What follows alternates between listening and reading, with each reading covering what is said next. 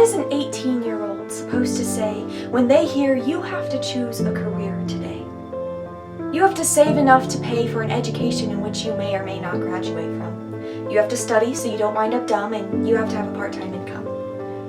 Get all the volunteer hours you need, keep your room clean, watch what you eat, and make sure you get 8 hours of sleep.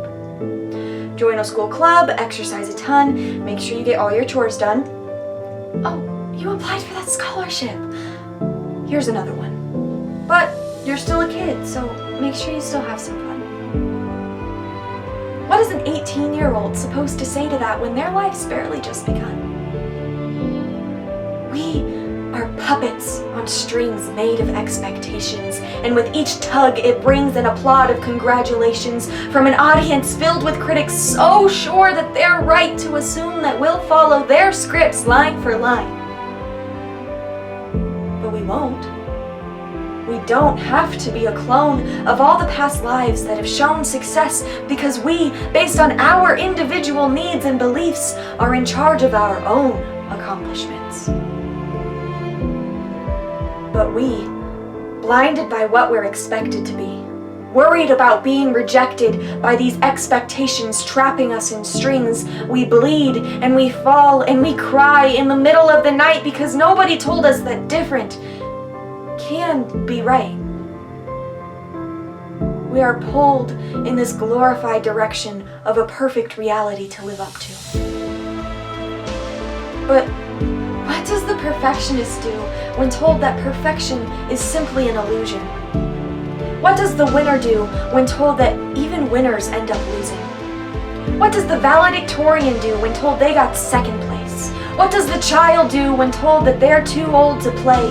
What does the athlete do when told injury will keep him off the field? What does the patient do when told her sickness cannot be healed? What does the woman do when told she can't have kids? What does the doctor do when told they have no cure to give?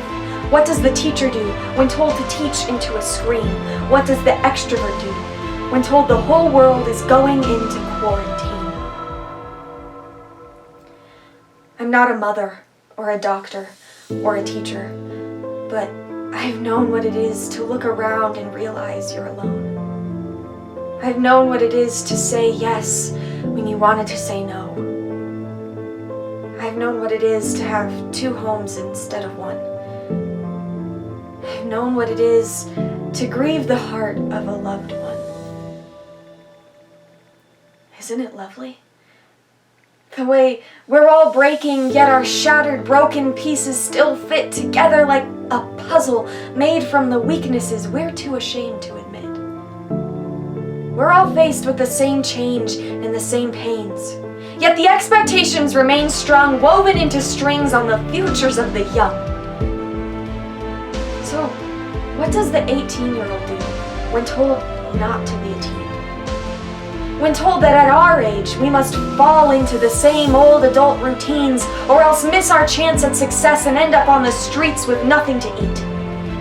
Well, we fall and we cry in the middle of the night. We fall and we cry in the middle of the day because nobody told us that failure can be okay.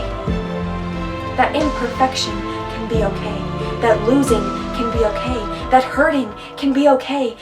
Falling is okay. Because in the end, you can get back up again. In the end, it wasn't a break that we needed to mend. It was a change in which we simply needed time to bend and to adapt and to admit to the fact that sometimes we need to stop to breathe. We may be puppets on strings, but we can cut the strung-up expectations and put on our own shows. We can break down their walls and replace them with our windows, through which we can show the world that we have the power to say no to the most taken roads. We don't live by above and beyond. We don't live by what we're told is right or what we're told is wrong. We live by pushing through the times of stress, and we live with no limits to our success. We all have misspoken words we never meant, and have opened up doors through which we never went. We've all been broken and bent by the pressure of a society telling us to achieve the dreams we never dreamt. But we all woke up today because we are resilient.